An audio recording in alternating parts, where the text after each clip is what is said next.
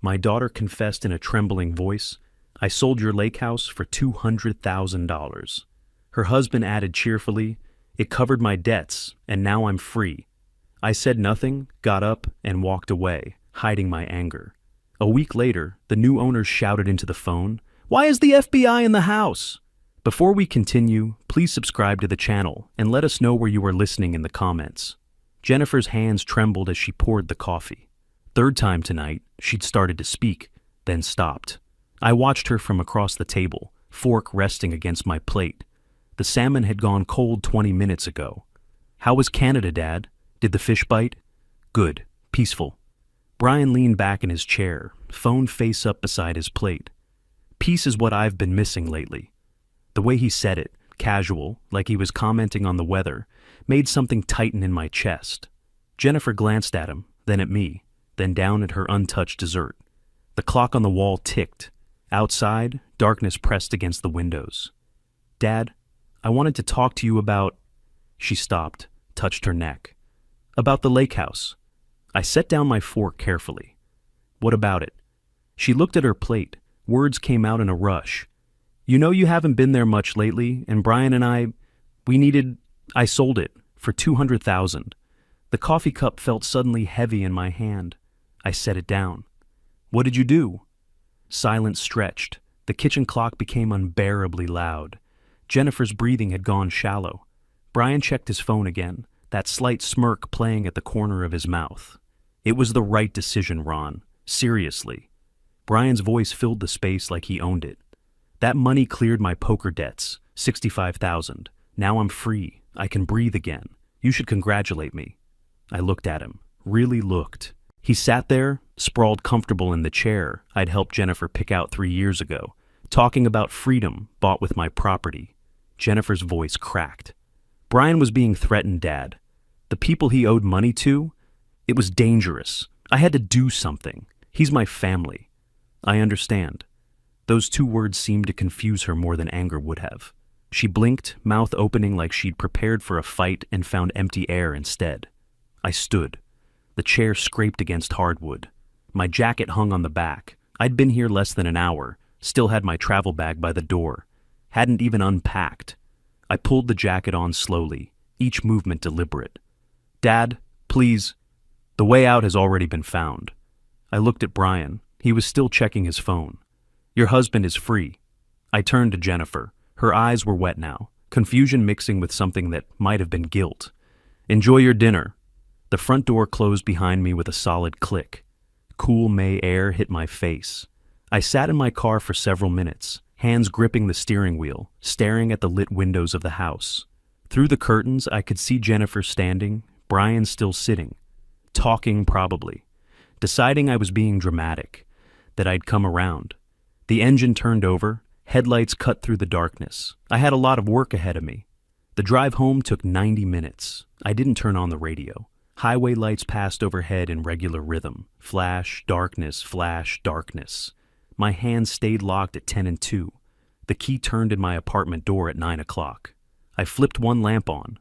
The living room looked exactly as I'd left it 2 weeks ago. Neat, sparse, functional. I dropped my travel bag by the door and walked to the kitchen table. Pulled out the chair. Sat. The lake house keys were still in my pocket. I set them on the table. Brass against wood. 20 years I'd owned that property. Built half of it with my own hands. Not just a house. My voice sounded strange in the empty apartment. It's the address for 3 companies, 20 years of business. I stood and crossed to the bookshelf. Behind the second row of books, the safe's dial caught the lamplight. Right 23, left 41, right 17. The mechanism clicked. The door swung open. 3 folders. I pulled them out and carried them to the kitchen table. Lakeside Property LLC, Miller Accounting Services LLC, Northwood Investments LLC, each one registered to the lake house address, each one part of a structure I'd built carefully, legally, paying every tax on time, following every rule. "You sold what couldn't be sold, Jenny." I spread the documents across the table. The power of attorney was in the Lakeside Property folder, dated 2018, signed by both of us. I read it slowly. limited to paying utilities and property taxes in the event of owner incapacity or extended absence. Nothing about selling, nothing about transferring ownership. Coffee. I needed coffee.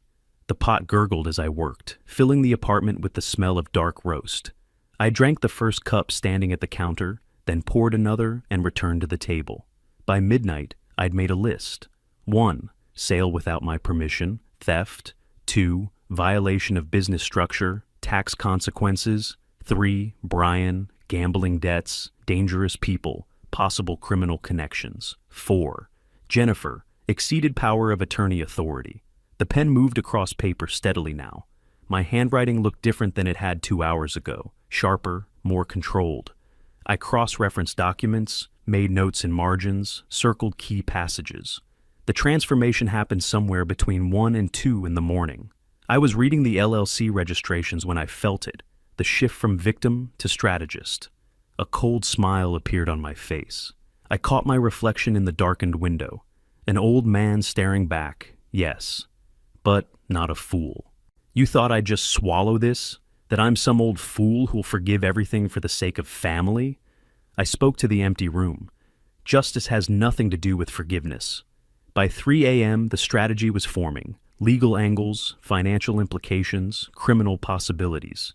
I'd need Lawrence Stewart, my lawyer, and I'd need Jennifer's cooperation, whether she wanted to give it or not. I fell asleep at the table, head on my arms, surrounded by papers. The garbage truck woke me at 6. Gray light filtered through the windows. My neck ached, but my mind was clear, crystalline, sharp, focused. The decision had settled during those few hours of sleep, sinking into place like a key in a lock. At 7:30, I called Lawrence. It rang 4 times. Ron, Sunday morning, 7:30, someone dead? My lake house. My daughter sold it without my knowledge. Wait, how did she sell it? She didn't have the right. Exactly. And it's not just a house. It's the legal address for Lakeside Property, Miller Accounting, and Northwood. Christ, Ron, that's serious. Who are the buyers? Don't know yet, but I will. I need a meeting. Today. Come to the office at 2. Bring every document you have. See you then.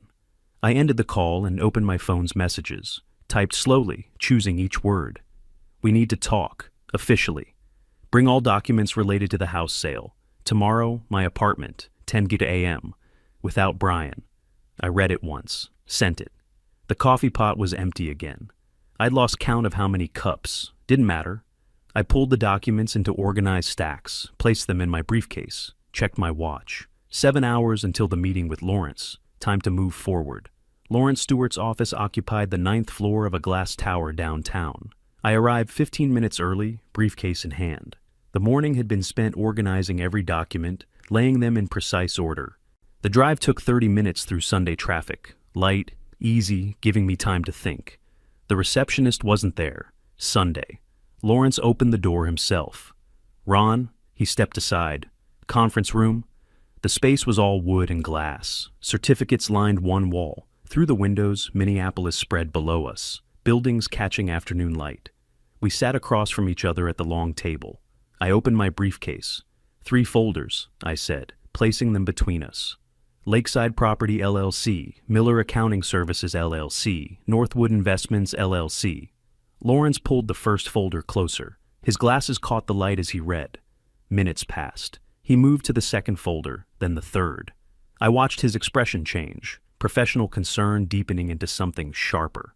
All 3 companies used the lake house address. His finger traced a line on the LLC registration. For tax purposes, for official correspondence. 20 years. I kept my voice level. Every filing, every return, that address. He set down his glasses, cleaned them slowly with a cloth from his pocket, put them back on.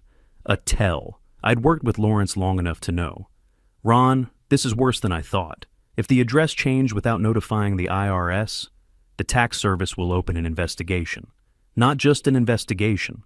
Lawrence stood, walked to a file cabinet against the wall. They might assume income concealment. That's a federal crime. Good. He turned, folder in hand. Good. Ron, these are your companies, which I didn't transfer and didn't hide. I have clean documentation for 20 years. Jennifer and Brian don't. Lawrence returned to the table, placed the new folder down carefully. I recognized it immediately. The Power of Attorney from 2018. He opened it to the second page. Do you remember what this says? Limited authority for bill payments during my absence or incapacity. Read the final paragraph. He turned the document toward me. I read aloud. This authorization specifically excludes the sale, transfer, or encumbrance of any real property. Signed by both of us. Witnessed by a notary. Silence settled. Traffic noise filtered up from the street below. Lawrence sat back in his chair. She sold a house she had no legal right to sell. That's not just a family dispute, Ron. That's fraud. Possibly criminal fraud. Tell me honestly, Lawrence, what's the probability they go to prison for this? He rubbed his jaw, thinking. For real estate fraud? Jennifer, unlikely if she claims Brian advised her, manipulated her. Brian, depends on what we find. If it turns out he used forged documents or pressured Jennifer, knowing she lacked authority, 3 to 5 years. A cold smile touched my lips. Then we dig deeper. Ron, Lawrence leaned forward. I have to ask, are you sure you want to go all the way? This is your daughter. Public scandal, court proceedings, possibly prison for her husband. My daughter stole my property. Her husband used the money to cover gambling debts. They didn't ask, didn't warn, didn't apologize. They thought I'd just swallow it. This could destroy your family forever. They destroyed it first. The words hung in the air. Lawrence studied me for a long moment, then nodded once. Decision made. He pulled a legal pad toward him and began writing. All right. Step 1. Tomorrow morning, I send an official letter to Jennifer demanding all documentation related to the sale, contract, title transfer, closing documents. Step 2. If she refuses or the documents show fraud, we file a civil suit Tuesday to void the sale. Step 3. He looked up. Police report for fraud, possibly the Hennepin County Prosecutor's Office. Faster? Law doesn't work fast, Ron. Then make it work fast. Lawrence set down his pen. I'll call Marcus Chen, real estate specialist. He can advise on the quickest path to voiding the sale. He pulled his phone out, dialed, put it on speaker. 3 rings. Marcus Chen. Marcus, it's Lawrence Stewart. I have a client situation. Need your take on expedited sale avoidance. They talked for 20 minutes. Legal terminology, procedural options, timeline estimates. I listened, absorbing every word. When Lawrence ended the call, he had 3 pages of notes. We can move fast if we have evidence. I'll draft the demand letter tonight. Jennifer receives it tomorrow morning via courier. 48 hours to respond. If she complies and the documents show she exceeded her authority, we file for emergency hearing to void the sale. Simultaneously, I contact the buyer's attorney. They might not even know the sale was illegal. And criminal charges? After we have the documents, we need proof of intent, proof of knowledge. Right now, it's circumstantial. I stood, walked to the window. The city stretched below, ordered, structured, governed by laws. Laws that had been broken. Laws that would respond.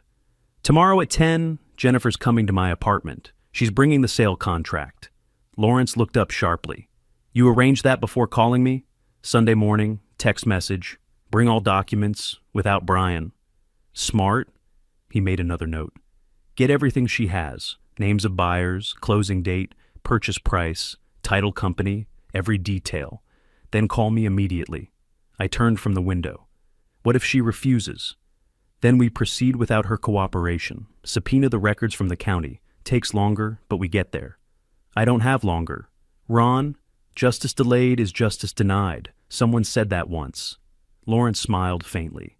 Martin Luther King, ironic quote in this context. Truth doesn't care about irony. I returned to the table, pulled a blank sheet from my briefcase. Write up a representation agreement. I'm authorizing you to act on my behalf. Full authority. He drafted it longhand while I stood at the window. 5 minutes later, I signed. My signature looked steady. Controlled. I'll start tonight, Lawrence said.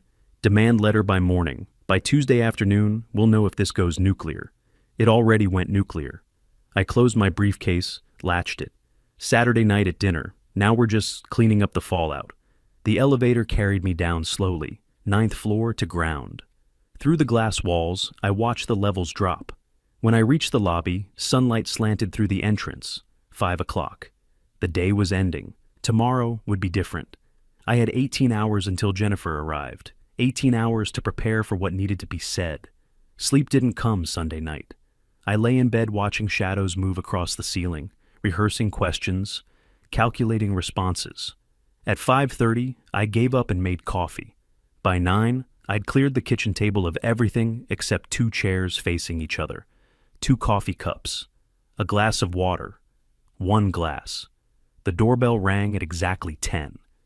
Jennifer stood in the hallway, clutching a manila folder against her chest like a shield, dark circles under her eyes. She'd been crying recently. Her makeup couldn't quite hide it. She wore a nice dress, the blue one I'd bought her 3 birthdays ago, trying to appeal to sentiment. I stepped aside without speaking. She entered, hesitated, seemed to expect an embrace that didn't come. I gestured toward the kitchen. She walked ahead of me, shoulders tight. We sat. The table between us might as well have been a courtroom bench. Contract, she blinked. Dad, contract, now. Her hands trembled as she opened the folder. She placed a stapled document on the table, then pulled her hands back quickly as if the paper burned. I picked it up, didn't look at her, read. The clock on the wall ticked. Outside, a car door slammed. Jennifer fidgeted with a tissue she'd pulled from her purse. I turned pages methodically. Purchase agreement, property description, signatures.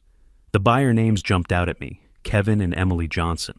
5 minutes passed in silence. When I finally looked up, Jennifer's face had gone pale. $200,000.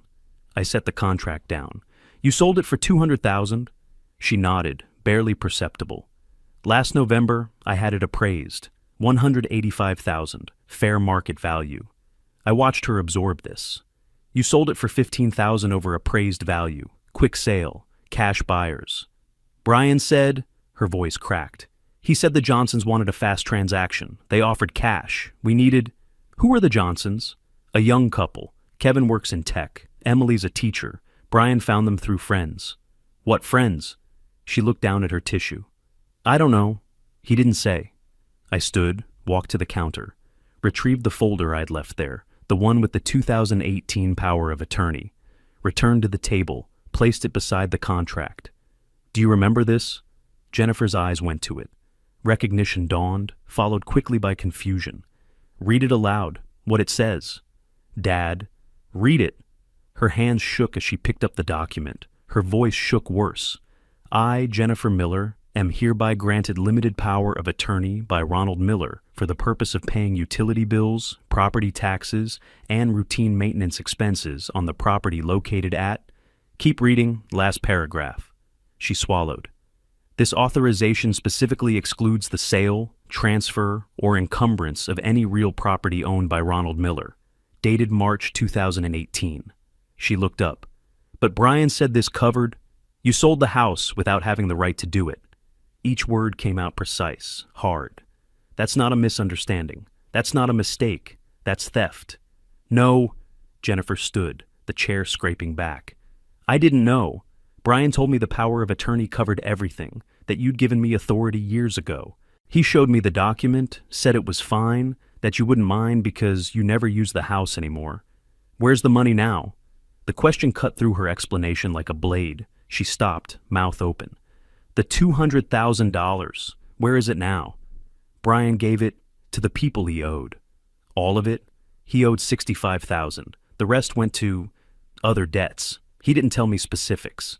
I sat back down, poured myself water from the pitcher I'd left on the counter, deliberately poured only 1 glass, drank slowly while she stood there, watching. They came to our house. Her voice dropped to almost a whisper. At night, 3 men. They said they'd break Brian's legs if he didn't pay. They knew where we lived, where I worked. Brian was terrified. I was terrified. When he said there was a way out, that we could use the lake house, you chose him. He's my husband, and I'm your father. The father whose property you stole, whose business structure you destroyed, whose trust you broke. Jennifer's legs seemed to give out. She sank back into the chair, crying now, no longer trying to hide it. The tissue disintegrated in her hands. I can fix this. Dad, please. I'll find the money somehow. We'll buy the house back from the Johnsons. Time ended Saturday. What? At dinner. When you told me. That was the last moment you could have fixed this. You could have come to me before, could have asked, could have told me Brian was in trouble. Instead, you sold my property, used forged authority, and served me dessert like everything was fine. I'm your daughter. Her voice rose, desperate now. Doesn't that mean anything? Doesn't family? My daughter wouldn't have stolen from me. The words came out flat, final. Someone who looks like my daughter did. Someone who shares her name. But my daughter knew better. Please. She reached across the table toward my hand. I pulled it back. Tell me what you want. I'll do anything.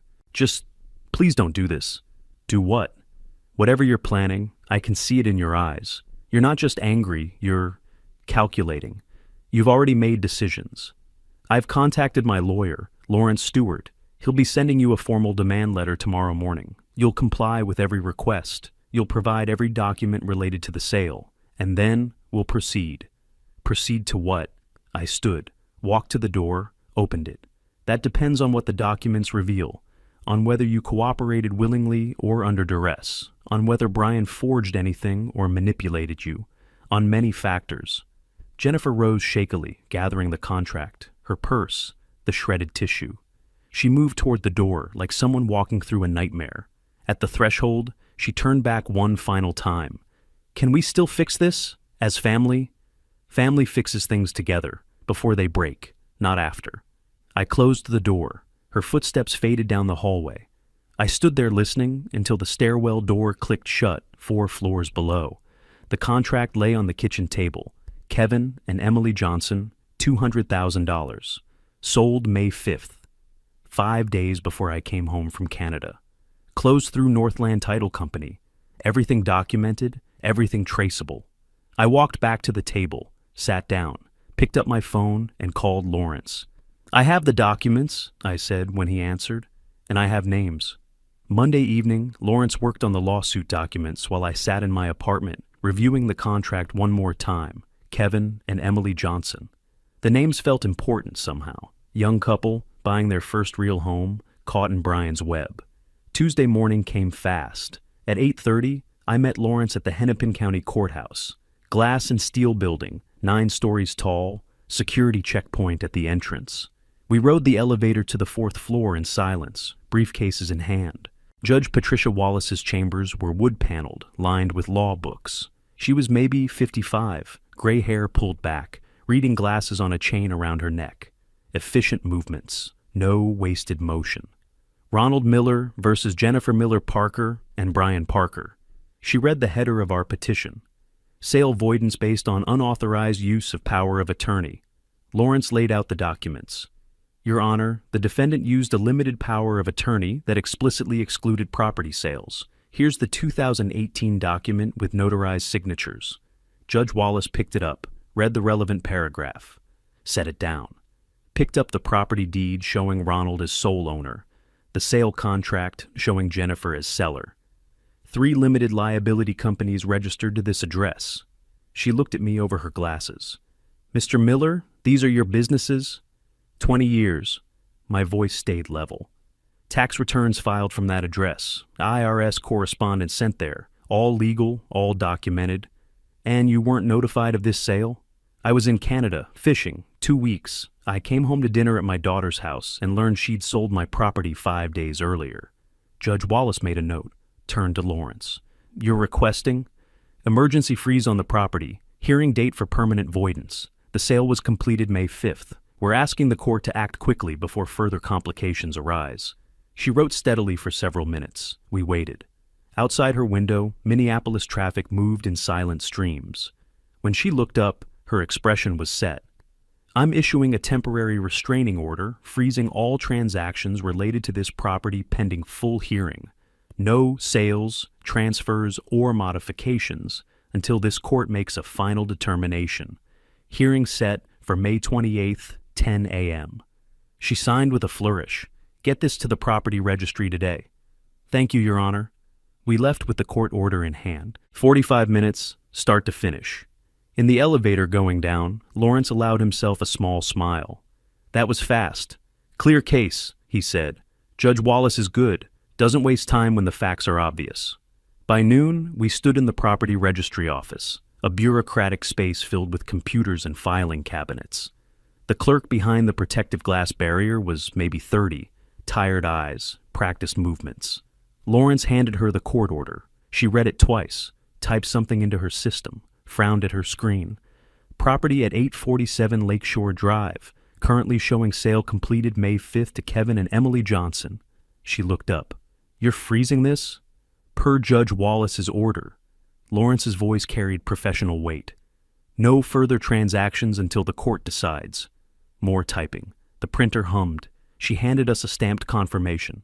"Done. It's in the system. Any attorney searching this property will see the freeze notation. We need copies of all sale documents, complete transaction record." The clerk's frown deepened. "That's public record, but it'll take time to pull everything." "We have time." I spoke for the first time. She glanced at me, then back to her computer. 20 minutes later, we walked out with a folder thick with papers, contract details, bank transfer information showing where the money went, an account in Brian's name at Wells Fargo, and something interesting. The notary public information. Margaret Cole. Office in Bloomington. Wednesday morning, I drove south on I-35 for 40 minutes. Bloomington was suburb territory, strip malls and housing developments. Margaret Cole's office sat between a dry cleaner and a tax preparation service. Small space, modest desk, notary seal prominently displayed on the wall behind her.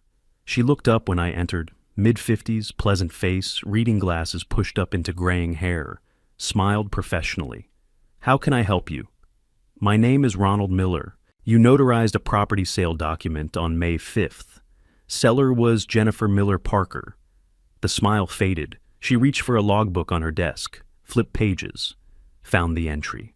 "Yes, I remember. Young woman, very nervous. She had all the paperwork. Said she was selling her father's lake house because he was elderly and couldn't manage it anymore. I'm the father. I'm 64. I can manage fine. And she didn't have authority to sell." Margaret's face went pale. "Oh no, she showed me a power of attorney. Did you read it? I verified her signature against her ID.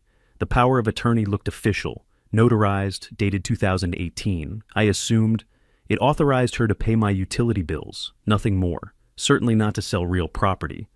I kept my tone conversational, not attacking, just stating facts. "The sale is being voided in court. The buyers are suing for their money back, and you notarized a fraudulent transaction." "I didn't know." Her voice rose slightly. She seemed legitimate. Everything looked proper. "I've been doing this 15 years. I'm not here to threaten you, Ms. Cole. I'm here to ask if you'll testify truthfully about what happened that day." She stared at me. Processing. "Testify?" "In court. May 28th. Just tell the truth. That she presented the document, that you verified her identity, that you didn't specifically check whether the power of attorney authorized property sales." I paused. "If you cooperate, you'll likely face no professional consequences. If you don't, I'll testify." The words came quickly. "Of course I'll testify. I didn't do anything wrong intentionally, but if I made an error in judgment, I'll own it." I pulled out my phone. "May I record you saying that, just for my lawyer's records?" She nodded. I started recording. Margaret repeated her statement, adding details about Jennifer's nervous demeanor, how Brian hadn't been present, how the whole transaction took less than 30 minutes. When I stopped recording, her hands were shaking slightly. "Thank you, Ms. Cole. Someone will contact you about the court date." Thursday, Lawrence spent the day drafting and sending certified letters. 3 of them, each carefully worded, each carrying legal weight. To Jennifer and Brian, official notification of lawsuit, court date, legal grounds for voidance, warning about criminal fraud implications. To Kevin and Emily Johnson, explanation of situation, apology that they were caught in this, notification that sale would be voided, suggestion they seek recovery from the Parkers. Each letter went out with tracking confirmation. By evening, Lawrence called. "All sent. They'll arrive Friday or Saturday. Then we wait for reactions." Friday afternoon, I sat in Lawrence's office when his phone rang. He looked at the screen, raised an eyebrow, put it on speaker. "Lawrence Stewart. This is Alan Brooks. I represent Kevin and Emily Johnson regarding a property transaction that apparently has some issues." Alan, yes, I expected your call. My client is here with me now. You're on speaker. Good. I'll be direct. My clients are confused and upset. They bought a house in good faith, paid $200,000, and now they're receiving letters claiming the sale was fraudulent. Lawrence's voice stayed professional. The seller lacked legal authority. The power of attorney she used was limited to bill payments. The sale is being voided. My clients are victims here. They didn't know about any of this. We understand that, Alan. We're not accusing your clients of wrongdoing. We're going after the Parkers. A pause, papers rustling on Brooke's end. There's something my clients told me that might be relevant. When they finalized the purchase, Brian Parker, the husband, insisted on cash payment, not a check, not a wire transfer. Cash. $200,000 in cash. I sat forward. Lawrence and I exchanged glances. Cash for a house? Lawrence's tone sharpened. That's unusual. That's what I told them. But Parker claimed it was faster, simpler, avoided bank processing delays. My clients were first-time buyers, didn't know better. They withdrew the money from their retirement accounts and handed it over at closing. Where was this closing? Who facilitated? The notary's office. Bloomington. Woman named Margaret Cole. Parker said she was a family friend. More paper sounds. Everything seemed legitimate at the time. Now my clients are asking if they'll get their money back. That depends on whether the Parkers still have it. Lawrence made a note. And whether it's traceable. Cash transactions are difficult. I'll be honest, Lawrence. My clients are considering their own lawsuit against the Parkers for fraud. But first, they want to know what your client intends. I spoke up. This is Ronald Miller. I want the sale voided and my property returned. What happens after that, how the Johnsons recover their money, is between them and the Parkers. But I'll cooperate with any investigation. Fair enough? Brooks sounded tired. We'll see you in court on the 28th. And, Mr. Miller, I'm sorry this happened. My clients are good people. So was I, until my daughter stole from me. The call ended. Lawrence sat back in his chair, steepling his fingers. Cash payment. That's a red flag the size of a billboard. Why would he demand cash? Either he owed money to people who don't take checks, or he wanted the money untraceable, or both. Lawrence turned to his computer, started typing. I'm going to add this to our court filings. Cash transaction for real property suggests intent to conceal. The afternoon light slanted through the office windows. Friday traffic built below us. I thought about Brian, about that dinner last Saturday, about how casual he'd been, about how he'd thought he'd won. 3 certified letters were in the mail system now, working their way toward Adina. By tomorrow morning, Brian and Jennifer would know exactly how much trouble they faced. I looked at Lawrence. They'll get the letters tomorrow, Saturday. Probably morning delivery. Certified mail usually arrives early. Brian will react badly. Let him. Every stupid thing he does now just adds to our case. Lawrence closed his laptop. Go home. Rest. Starting tomorrow, things get loud. I drove home through rush hour, parked in my usual spot, took the elevator to the 4th floor. Inside my apartment, everything was quiet, ordered, the way I liked it. Tomorrow, Brian would open his mailbox and find a legal bomb waiting. Would he call, show up, make threats? I'd know soon enough. The waiting was almost over. Saturday morning at 9, somewhere in Adina, Brian Parker opened his mailbox and found a certified letter from Stewart & Associates, attorneys at law. I didn't need to be there to imagine his face. The confusion turning to comprehension, turning to rage. At 10 o'clock, my apartment intercom buzzed, once, twice, 10 times in rapid succession, then pounding on my door. Ronald, open up! We need to talk. I sat at my kitchen table, coffee cooling in front of me, didn't move, didn't respond. I know you're in there. Your car's in the lot. Open this door. The pounding intensified, hard enough that neighbors would be listening. Good. Witnesses. You sue your own daughter, your own family. What kind of man does that? His voice carried down the hallway. 4th floor, 8 apartments on this level. Someone would call building security soon. Or maybe not. Maybe they'd just listen to Brian Parker destroy whatever remained of his credibility. This is insane, over a house you barely use. You're destroying Jennifer's life because you're bitter and alone. I pulled out my phone, dialed 911, kept my voice low and calm when the operator answered. I'd like to report a disturbance, man pounding on my apartment door, shouting threats. The operator took my address. 8 minutes, she said. I thanked her and hung up. Brian was still going. You think this scares me?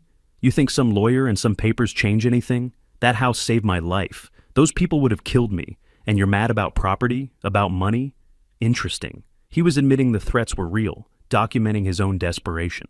Fine. Stay in there like a coward. Hide behind your lawyers. But this isn't over, old man. You hear me? This isn't over. Footsteps. He was leaving. No. Stopped. Came back. One more round of pounding, harder this time. You'll regret this. Then footsteps again, fading. The stairwell door banged open and shut. Silence returned to the hallway. 7 minutes later, the intercom buzzed again. Different voice this time, professional. Minneapolis police.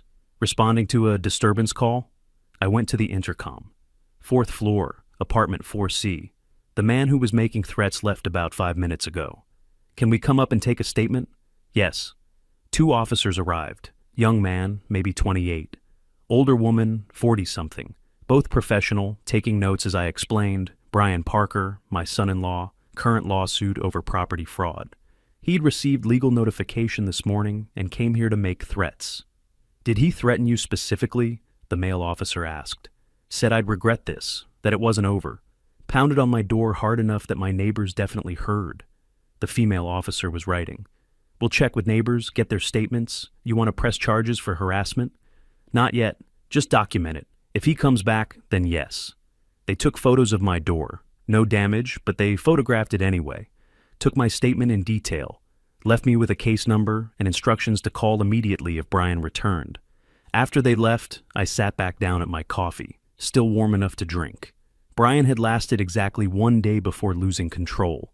1 day between receiving the lawsuit and showing up at my door screaming. That was useful information. That spoke to judgment, to character, to how he'd behave in court. Monday morning, 2 days after the confrontation, Brian walked into a strip mall law office on the south side of Minneapolis. David Clark, attorney at law. The kind of place where attorney at law needed to be spelled out because the location itself inspired no confidence. I knew this because Jennifer called me Tuesday afternoon, crying. Dad, please, please stop this. I'd been reading when the phone rang, debated answering, decided information was worth the discomfort. Jennifer, Brian got a lawyer. He says you're trying to send him to prison. Is that true? If he committed fraud, yes. The evidence suggests he did. He made a mistake. He was desperate. Those men who threatened him, they weren't joking, Dad. They came to our house. They knew where I worked. Brian was terrified. So he stole from me. He didn't, her voice broke. He didn't think of it that way. He thought the power of attorney covered everything. He thought you wouldn't mind because you never use the house. What I use or don't use is irrelevant. It was mine. He took it without asking. That's theft, Jennifer. The law doesn't care about his reasons. You're my father. The words came out anguished. Doesn't that matter? Don't I matter? You mattered when you had a choice. Last month, when Brian was panicking about his debts. You could have called me, asked for help, explained the situation. I kept my tone level, empty of emotion. Instead, you forged authority and sold my property. You chose your path. I love him. He's my husband. I had to protect him. Then prepare to lose him. Silence. Then quietly. You're cruel. I'm just. There's a difference. She hung up. I set the phone down and returned to my book. Chapter 7 of a history text I'd been meaning to finish. Outside, afternoon traffic hummed past. Life continued, indifferent to family dramas and legal battles. That evening at 7, Brian made his second mistake. He called Kevin Johnson. I learned this Wednesday morning when Lawrence called, voice carrying barely suppressed satisfaction. Ron, you need to hear this. Alan Brooks just sent me something. Audio file. I'm putting it on speaker. Click. Static. Then Brian's voice, unmistakable. Kevin Johnson? Who is this? Kevin sounded suspicious. Smart man. This is Brian Parker. We met during the house closing. I wanted to talk to you about... You've got to be kidding me. You're calling me after that lawsuit notice? After what you did? That's what I want to explain. It's all a misunderstanding. Ronald, Jennifer's father, he's elderly, confused. He doesn't understand modern business practices. The power of attorney was completely legitimate, but he's making trouble because he's making trouble? You cost us $200,000. That's not, look, the money's fine. The sale was legal. Once this gets to court, the judge will see that Jennifer had every right. Your wife had no right. The lawyer explained it. The power of attorney specifically excluded property sales. Brian's voice got higher, more desperate. That's just legal technicality. The spirit of the document? The spirit? We paid cash, Brian. $200,000 in cash because you insisted. What legitimate real estate transaction uses cash? I explained that. Faster processing, avoids bank delays. It's shady, that's what it is. And now we're finding out the whole sale was fraudulent? Kevin's anger was building. We want our money back, from you. I don't have it. I told you it went to paying off. Your gambling debts. Yeah, we heard. So you stole from your wife's father to cover your poker losses. And now you're calling me, asking for what? Sympathy? I'm asking you to tell the truth in court, that the sale was legitimate, that I didn't lie to you. But you did lie. You said it was a family sale, house belonged to Jennifer, everything was clean. None of that was true. Please, Brian's voice cracked slightly. If you testify against me, they'll charge me with fraud, prison. I'm asking you, one guy to another. One guy to another? You scammed us. You used your wife to steal from an old man. And now you're trying to manipulate me into perjury? Kevin's voice went cold. We're done. Don't call this number again. Click. The recording ended. Lawrence's voice came back on. Alan sent this over an hour ago. Kevin recorded the whole conversation on his phone. Smart move. He suspected Brian might try something. Witness tampering. Exactly. That's a separate crime.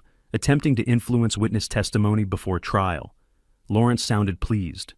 I'm adding this to our filing. Between the fraudulent sale, the cash transaction, the confrontation at your apartment, and now this.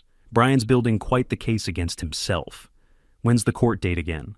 May 28th, 1 week from today. Will this be enough?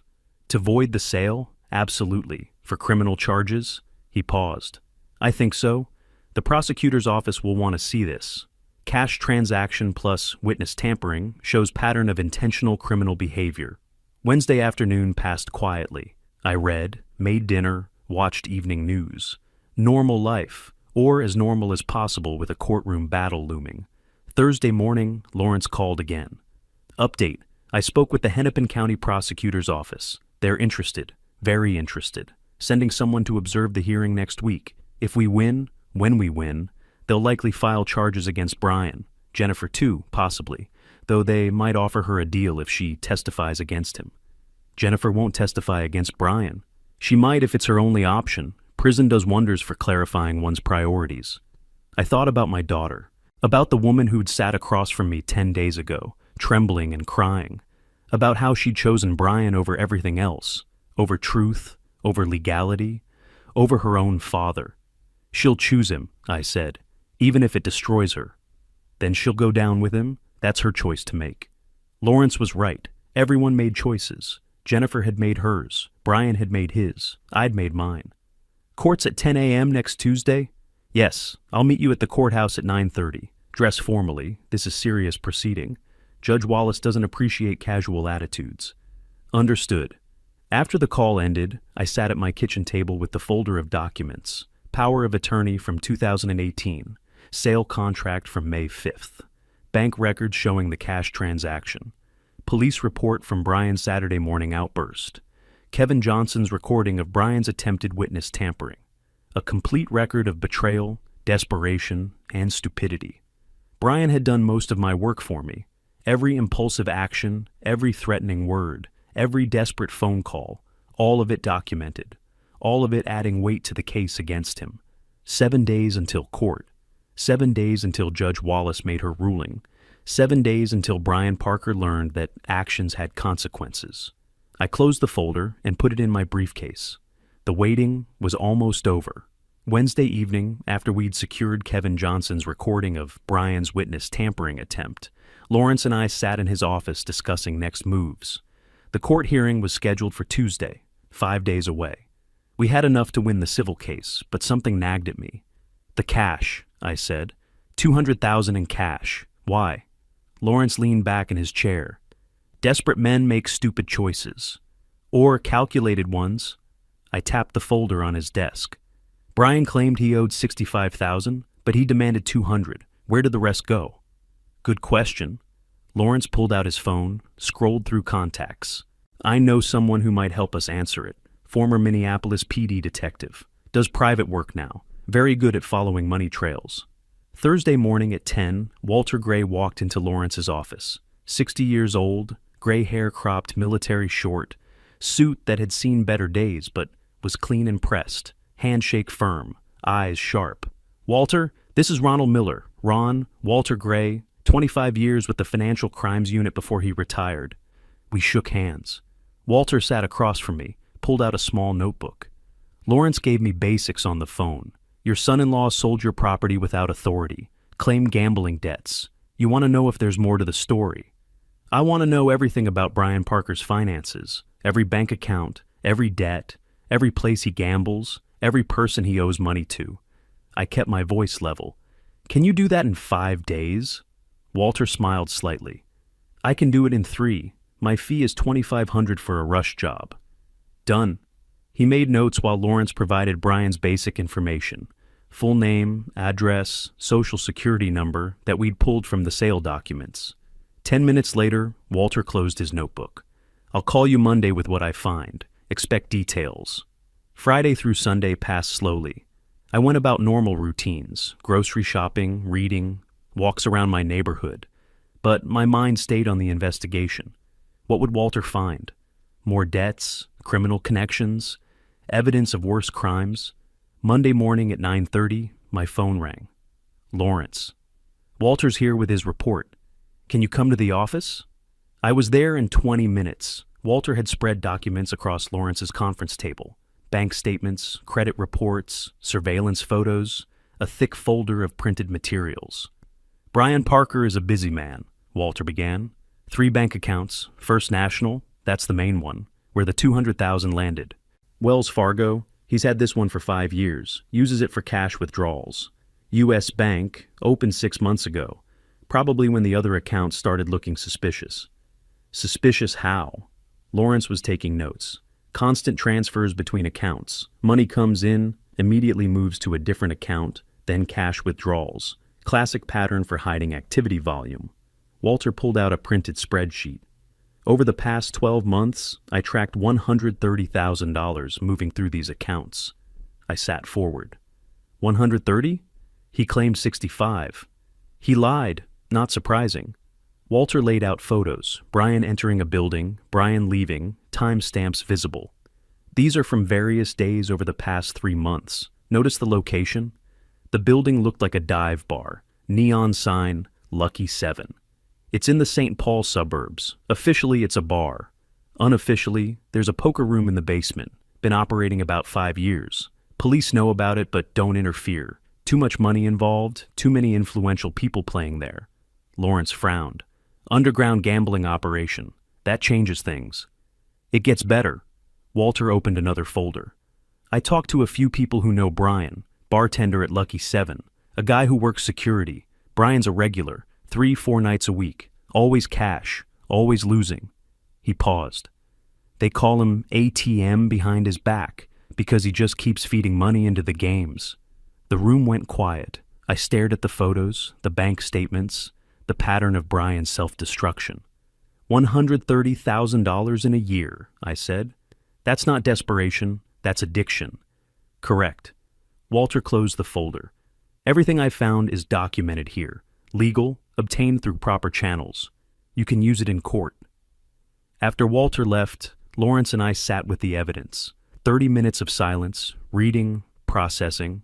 At 2 o'clock, Lawrence's phone buzzed. Message from his assistant. Bank documents ready for pickup. We'd submitted a court-ordered subpoena last week for Brian's primary account statements. The bank had finally complied. We drove to First National Bank downtown. The branch manager handed Lawrence a sealed envelope. Back in the office, we spread the new statements beside Walter's findings. 12 months of transactions, deposits, withdrawals, transfers. I read through April, then May. Stopped. April 24th. Withdrawal of $65,000. Lawrence looked. 3 weeks before the house sale, so the debt he claimed was urgent was already paid. I kept reading. May 6th, transfer of $3,000 to Wells Fargo account. May 6th, that's 1 day after the house sale. We sat with that. Brian had sold my house for $200,000, claimed it all went to creditors, but here was proof. $3,000 transferred the day after to a personal account. Money for himself. He lied about the urgency, Lawrence said quietly. He lied about where the money went. He committed fraud not just out of desperation, but for personal gain. Can we prove criminal intent? With this? Absolutely. Lawrence pulled out his phone. I'm calling Stephen Mars. He needs to see this. Stephen Mars worked for the Hennepin County Prosecutor's Office. Lawrence had mentioned him before.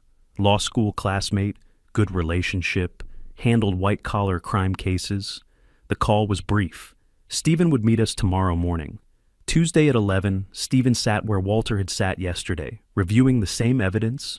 Mid-40s, sharp suit, sharper eyes. He read through everything twice. The underground casino is federal jurisdiction, he said finally. Lucky 7 has been on FBI radar for 2 years. Money laundering, organized crime connections. If Brian Parker's moving this much cash through there, he tapped the bank statements. That's not just gambling addiction. That's potentially money laundering. Lawrence and I exchanged glances. I'd wanted justice. I hadn't anticipated this level of consequence. What are you suggesting? I asked. I'm suggesting this case just got bigger than property fraud. Stephen pulled out his phone, made a note. I'm going to forward these materials to the FBI field office, Financial Crimes Division. They'll want to talk to you, probably. And they'll definitely want to talk to Brian Parker. Timeline? FBI works slowly, weeks, maybe months before they decide to act. But the investigation starts now. He looked at me directly. Mr. Miller, are you prepared for your son-in-law to potentially face federal charges? I thought about Saturday night, about Jennifer serving me coffee while knowing she'd stolen my property, about Brian's smug face across the dinner table, about 20 years of building something legitimate, only to have it nearly destroyed by a gambling addict and a thief.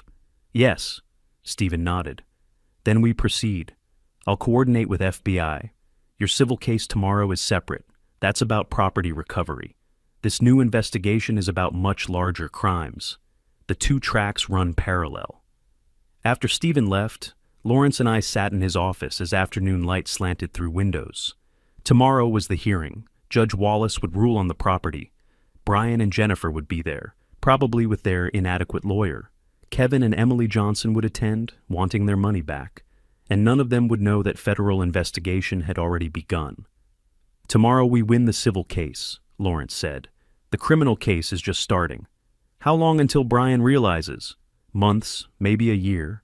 FBI doesn't announce investigations. They build cases quietly, thoroughly. Then one morning, agents show up at your door. Lawrence closed his laptop. By the time Brian knows what's happening, it'll be too late to run. I drove home through evening traffic. Tomorrow at 10, the court hearing would begin. I had everything I needed: documents, witnesses, evidence. The property would return to me. Brian would owe the Johnsons $200,000 he didn't have.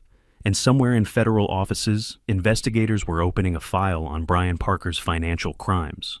Justice moved slowly, but it moved. The waiting was almost over. Wednesday morning, I dressed in my best suit, dark gray, white shirt, burgundy tie, professional, serious. The kind of outfit that tells a judge you respect the court. I left my apartment at 8:30, drove downtown through light traffic. Lawrence waited outside courtroom 4 at 9:45. He wore his trial suit, carried a leather briefcase I knew contained everything we'd spent 3 weeks assembling. We shook hands without speaking, no words necessary. Jennifer and Brian arrived at 9:50. They walked down the hallway from the opposite direction, her in a conservative dress, him in an ill-fitting suit that probably came from the back of his closet. David Clark shuffled behind them, looking like he'd rather be anywhere else. Jennifer's eyes found mine. I looked away. At 9:55, Kevin and Emily Johnson appeared with their lawyer, Alan Brooks. Kevin wore an expression somewhere between anger and resignation. Emily's face was pale, drawn. They'd lost their life savings to Brian's fraud. I nodded to them. Kevin nodded back. At 10 o'clock, the bailiff opened the courtroom doors. All rise, the Honorable Patricia Wallace presiding. Judge Wallace entered from her chambers. Same efficient movements I remembered from 3 weeks ago, same no-nonsense expression. We all stood. She settled behind the bench, surveyed the room with practiced eyes. Be seated. Case number 25 CV8473. Ronald Miller versus Jennifer Miller Parker and Brian Parker. Property sale voidance and fraud allegations. She looked at Lawrence. Counselor Stewart, present your case. Lawrence stood, buttoned his jacket. For the next 25 minutes, he methodically dismantled Brian and Jennifer's defense before they'd even made it.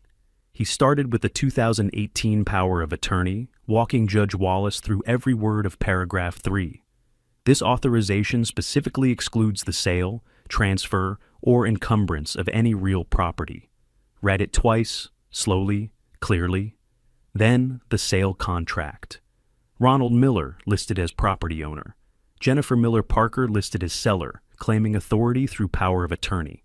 Sold for $200,000, $15,000 above last year's appraisal, which seemed fair until you learned the buyers paid cash. Finally, the bank records, Brian Parker's gambling debts, the underground casino, the money transfers, the $3,000 Brian kept for himself the day after selling property that wasn't his to sell. David Clark tried twice to object. Judge Wallace shut him down both times. Mr. Clark, does the power of attorney document authorize property sales? Yes or no? Technically no, Your Honor, but the family circumstances... Yes or no, Counselor? No. Then sit down. Mr. Stewart, call your first witness. Margaret Cole took the stand nervously. The notary who'd certified Jennifer's signature without checking authority. She admitted everything, that Jennifer seemed legitimate, that the documents looked proper, that she'd failed to verify the specific limits of the power of attorney. Did Mrs. Parker tell you she had authority to sell the property? Lawrence asked. She said her father had given her power of attorney years ago, that he was elderly and wanted her to handle his affairs. Did she say he'd specifically authorized this sale? Margaret paused. She said he wouldn't mind, that he never used the house anyway. That's not the same as authorization, is it? No, it's not. Kevin Johnson testified next. Calm, factual, damaging.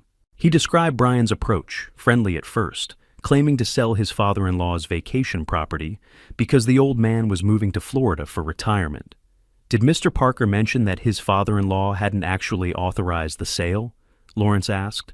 No, he said everything was arranged, that his wife had power of attorney and full authority. And the payment method? Cash. He insisted on cash. Said it would speed things up, avoid bank delays. Kevin's voice hardened. My wife and I withdrew $200,000 from our retirement accounts, handed it to him in bundles. He counted it right there in the notary's office, then left. At 11:30, Judge Wallace called a 15-minute recess. We stood as she exited.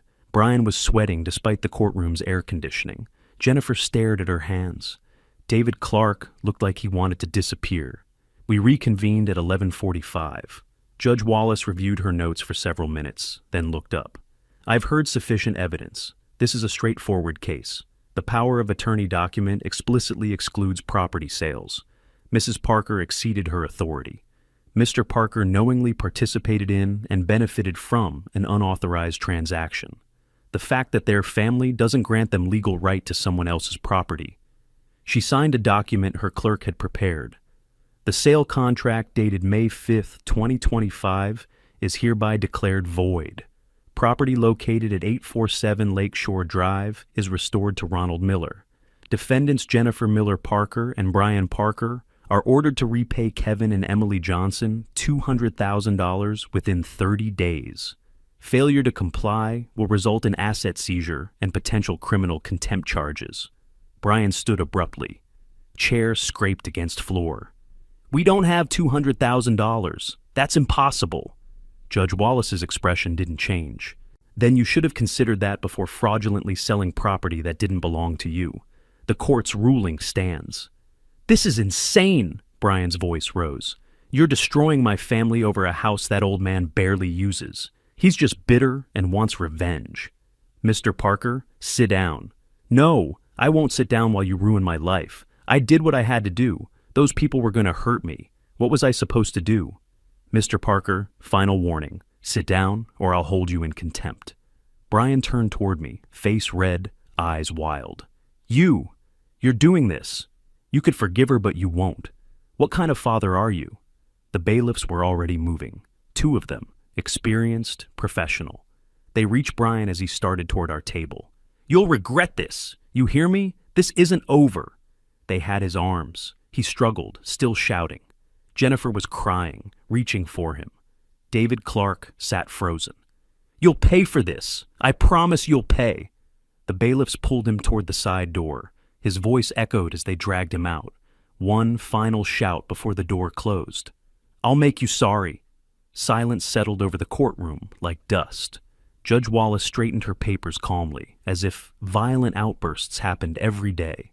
Maybe they did. Bailiff, prepare a contempt citation for Mr. Parker. He can collect it when he calms down. She looked at Lawrence.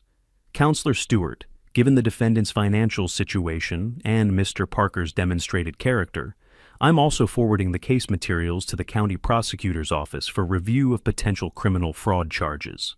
Thank you, Your Honor. This hearing is adjourned. We stood as she exited. The moment her chamber door closed, Jennifer turned to me, tears streaming down her face. Dad, please. I walked past her. Lawrence followed. Behind us, I heard Jennifer's voice break completely, heard Alan Brooks comforting the Johnsons, heard David Clark's quiet suggestion that Jennifer leave before Brian returned from wherever security had taken him. Outside the courthouse, warm May sunshine hit my face. I stopped on the steps, breathing free air. Behind me, the door opened. Jennifer. You won! You got everything. What more do you want? I turned, looked at her, really looked at the woman who'd chosen a gambling addict over her own father, who'd stolen property and lied about it, who even now couldn't accept responsibility. Justice, I said. Justice? We owe $200,000 we don't have. Brian just got dragged out of court. The prosecutor's getting involved. What more justice do you need? Your problem, not mine. I walked down the steps, Lawrence beside me. Jennifer's voice followed us. I hate you. Do you hear me? I hate you. I didn't turn around, didn't respond, just kept walking toward the parking garage where my car waited. Behind us, Jennifer's crying faded. Ahead, the city stretched out. Ordered streets, law-abiding citizens, a system of justice that worked slowly but thoroughly. My phone buzzed. Text from Lawrence. Prosecutor wants meeting tomorrow, 10 a.m. FBI materials ready. I typed back, I'll be there. The civil case was over, property recovered, court ruling complete. But the criminal investigation, that was just beginning. Brian Parker didn't know it yet, but federal agents were already building his file. I reached my car, got in, started the engine, drove home through midday traffic. Tomorrow would bring new developments, more evidence, deeper consequences. For now, I'd won what I came for. The rest would follow in time. Justice didn't rush, but it didn't forget either. Thursday and Friday passed in administrative silence. Lawrence called Thursday evening to confirm Stephen Mars had forwarded all materials to the FBI Financial Crimes Division. Friday morning, the federal case file opened with a new name attached, Special Agent Thomas Wright. I didn't meet Wright until much later. Everything I learned about those first days came through Lawrence, who had contacts in the prosecutor's office. Wright was 45, former IRS investigator who'd moved to FBI 10 years ago, specialized in following money through complex trails. His partner, Agent Linda Chen, handled the organized crime connections. They spent Friday and Saturday reviewing the case, bank statements showing $130,000 moving through Brian's 3 accounts, Walter Gray's detective report documenting the Lucky 7 casino, surveillance photos, court transcripts. By Sunday morning, Wright had built his hypothesis. Brian Parker was a small fish swimming in a pond controlled by bigger predators. The casino owner, Marco Deli, had appeared in a 2019 federal investigation of the Santini crime family. Charges hadn't stuck, but the connection existed. Sunday afternoon, Wright presented his case to FBI supervisors. By evening, he had what he needed: federal search warrant for the Lake House property, surveillance authorization for Lucky 7 Casino. The operation would move fast. Monday, search the crime scene. Tuesday, question Brian Parker. Wednesday, raid the casino.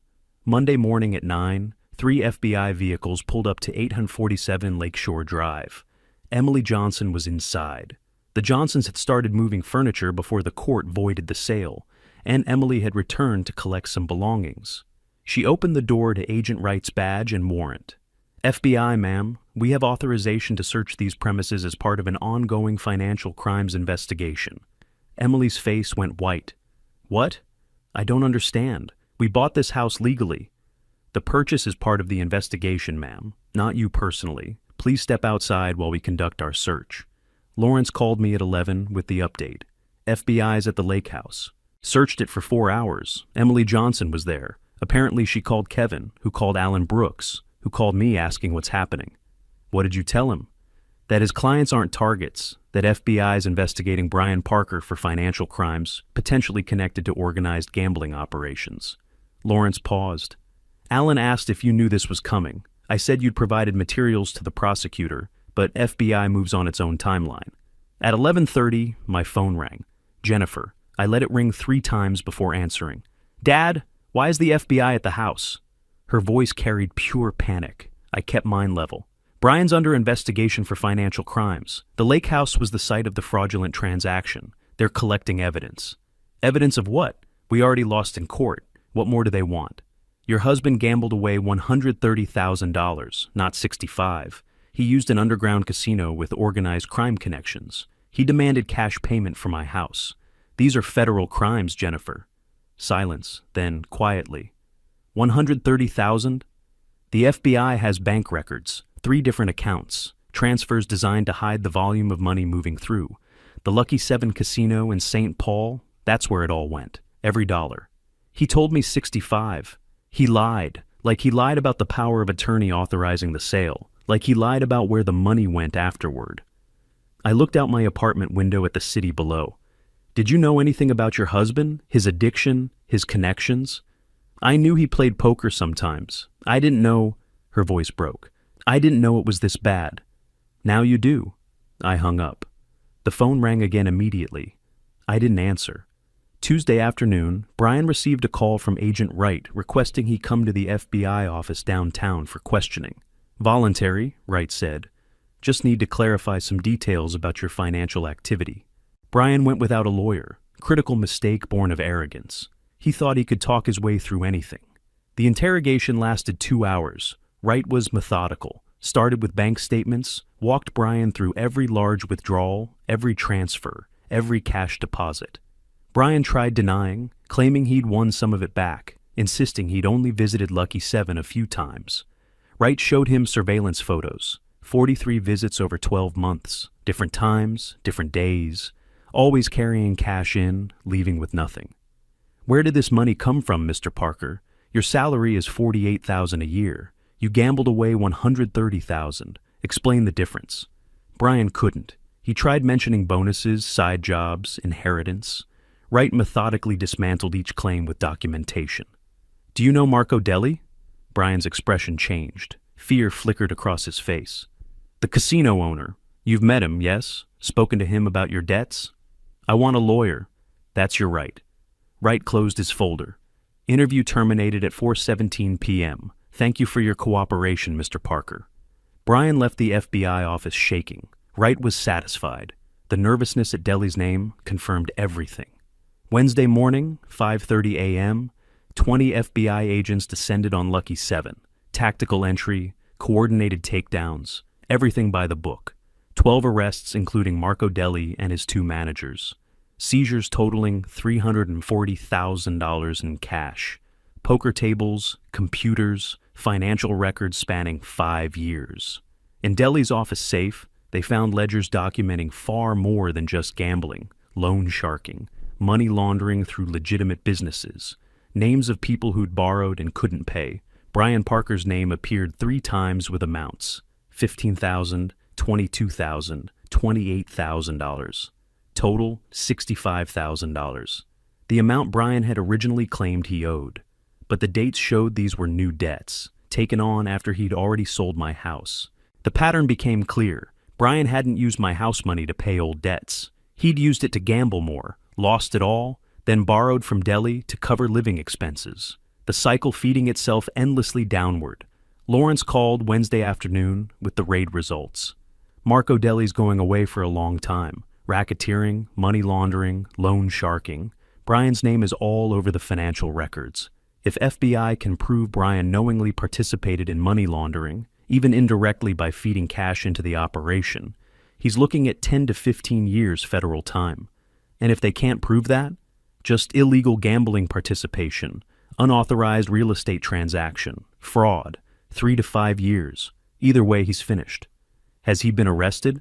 Not yet. FBI is still building the case. Probably within 2 weeks. They'll let him sweat first, see if he tries to run. Wednesday evening, Jennifer called again. This time, I answered immediately. They raided the casino. Her voice sounded hollowed out.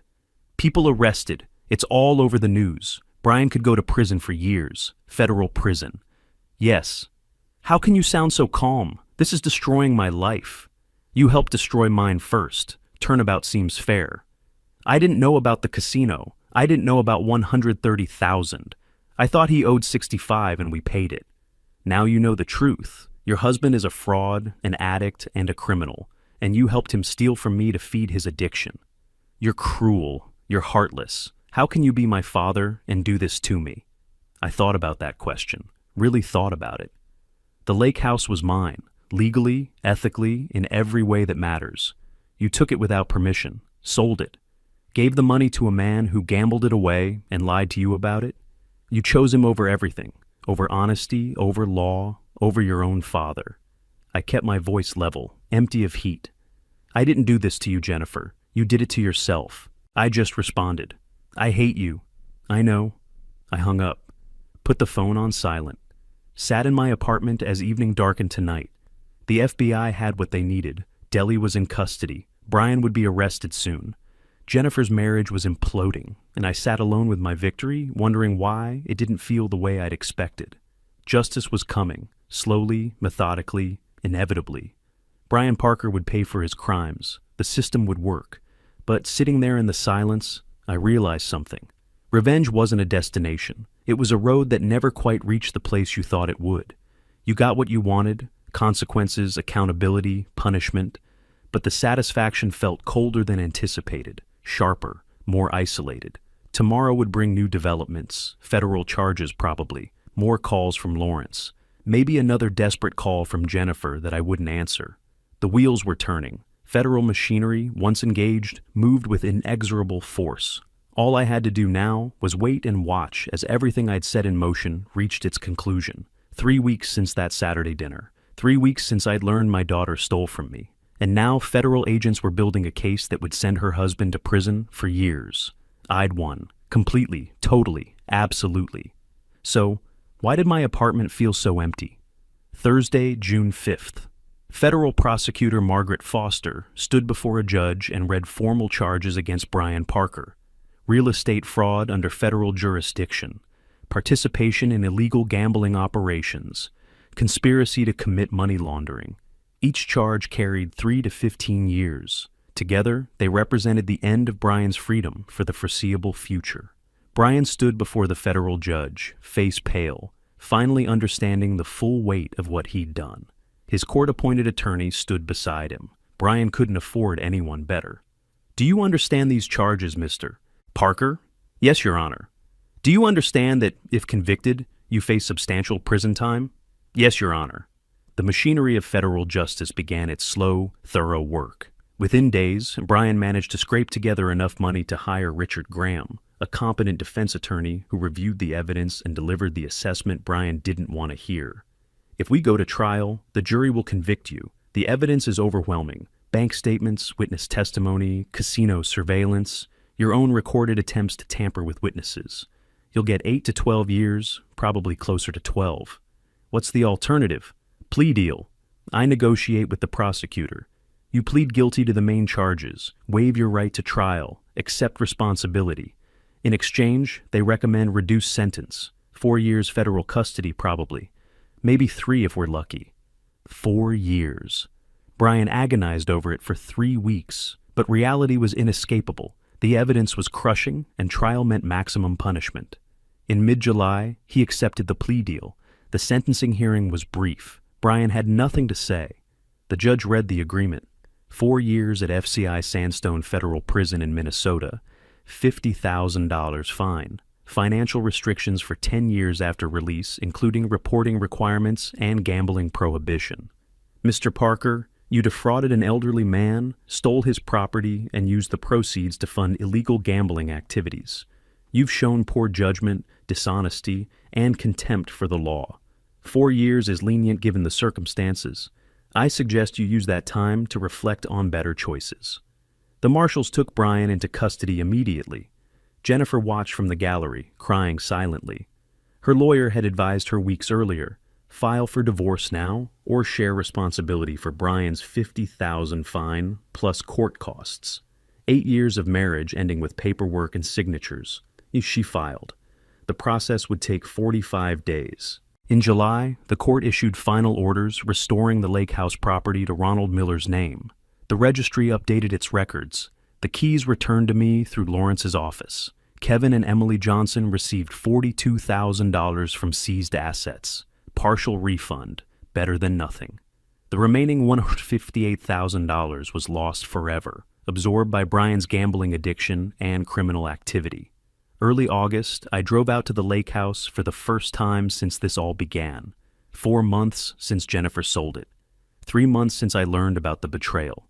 The house looked the same. Wood siding, green shutters, the dock extending into Lake Minnetonka's calm water.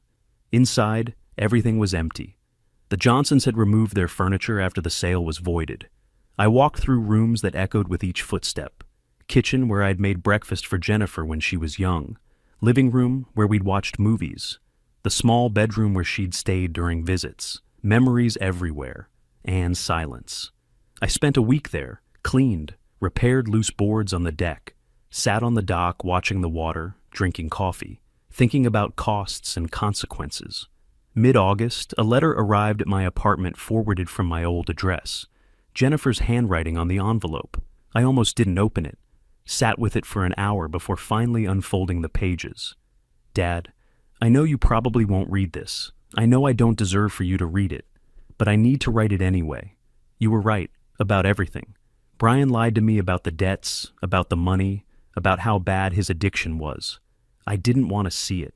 I chose to believe him because believing him was easier than facing the truth, that I'd married someone who would steal from my own father. I'm getting divorced. Brian's in prison for 4 years. My life is ruined. I lost my job because the scandal made clients uncomfortable. I'm living in a 1-bedroom apartment and working retail to pay rent. But the worst part isn't any of that. The worst part is that I lost you. I betrayed you. I stole from you. I chose a gambling addict over my own father, and now I have nothing. No husband, no career, no father, no home.